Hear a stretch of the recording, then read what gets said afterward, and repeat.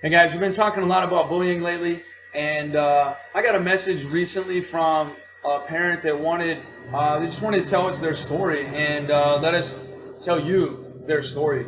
And I want to warn you ahead of time that this one's going to be, it's a little bit hard to hear. This is a really serious issue, and it's something that if you know some of the people involved, you might recognize some of the details. So I'm going to have to ask you not to comment with any personal details in the comments below or anything like that. Certainly ask any questions you want, but don't give out any identifying information if you recognize this situation I'm about to tell you about.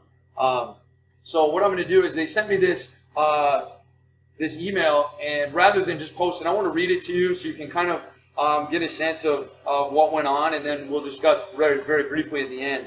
It starts with a quote. It says, "Mom, he's going to kill me. Why does he want to kill me?" Is what I heard my son scream in the middle of the night for several weeks after the assault. Then to my horror, a month later, "Mom, it's..." followed by my daughter gasping for air as she found my beautiful and creative son who had tried taking his own life. I've often reflected on the day that changed my family's life. I say it was a day, but really it was a year.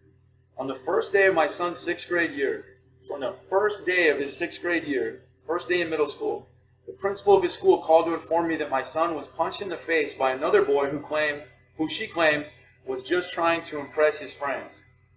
My son was punched in the jaw, resulting in him going unconscious for a short time. I should have freaked out and then pulled him from the school, but I agreed to allow the school to handle the situation. For the next few months, my son loved school. He started hanging out with boys who he said had his back.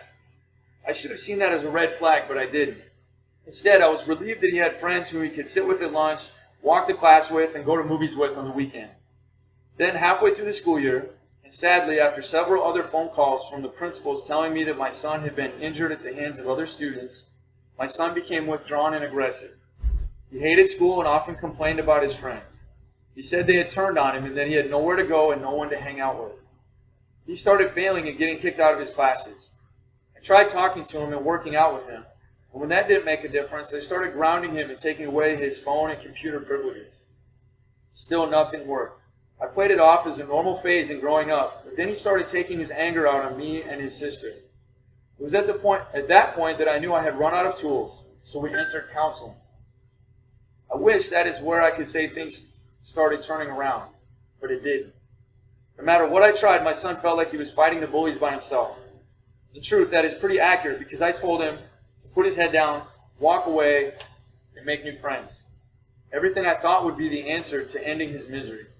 In fact, that's what I told him the day of the assault before I dropped him off on the last day of school.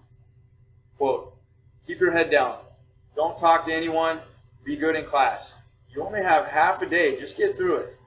Those are the words I said to my son before driving away, with him promising me that he would. Little did I know that those are the same words that will haunt me to this day. The way it was told to me is that my son did keep his promise.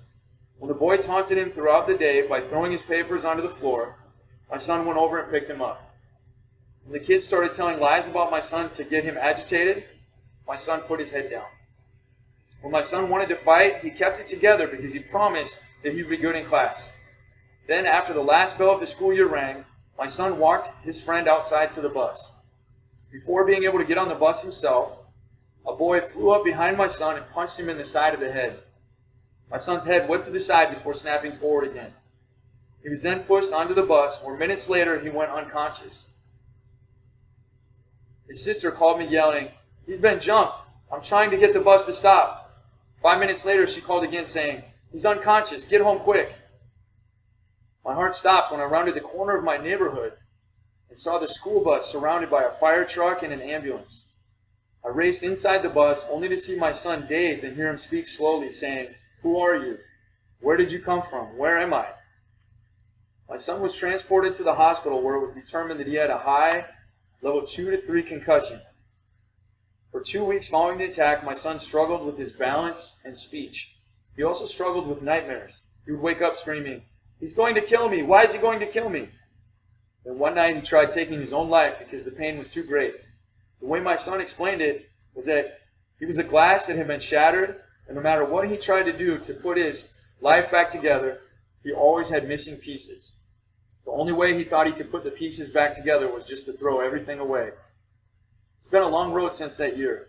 All of us have been in counseling in attempts to take back our life. We've learned many things about our family and ourselves, mostly that we're a strong unit and will not be broken.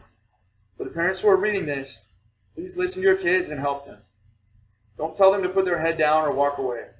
Give them permission to stand up to bullies and fight back if necessary. For the kids who are reading this, if you see someone being bullied, stand with them. Don't turn away thinking, I'm so glad it's not me.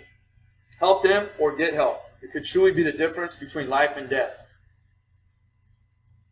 I don't want to really break down the specific incidents of that. What I want to leave you guys with is just kind of put yourself in this kid's mind.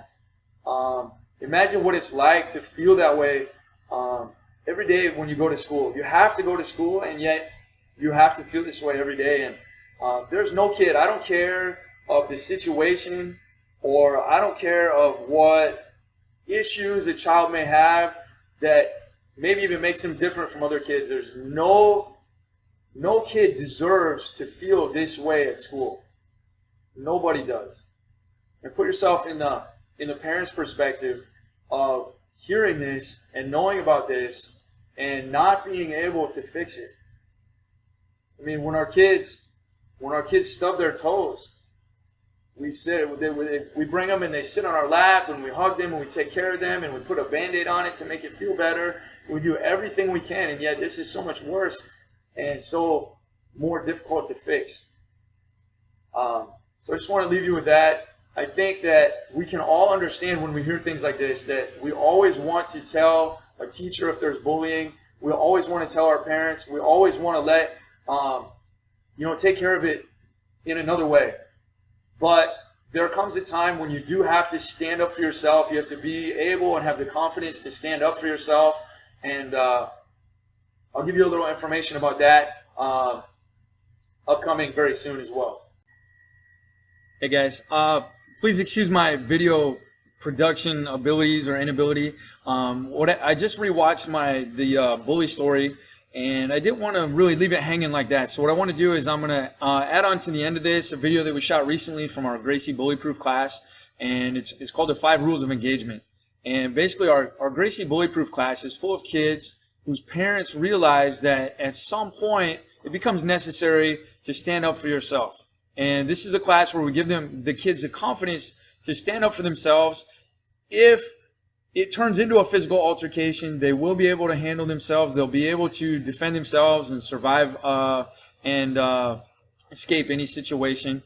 What we use the 5 rules for is twofold. First of all, they're intended to make sure that the kids know when it's appropriate and when it's not to use self-defense. But also, they're a tool that we can use to help explain why the child resorted to self-defense. So, for instance, my son or daughter tried everything they could think of. There was nobody there to help them. They followed these 5 rules to a T. They did completely everything non-violently. The other child was not hurt, but they needed to stand up for themselves. So I'll just edit that in here, and then you can check it out. Thanks.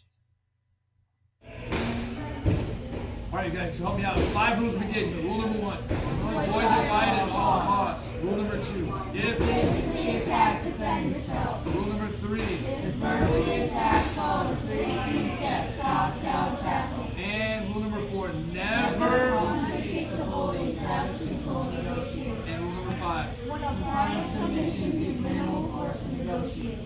excellent.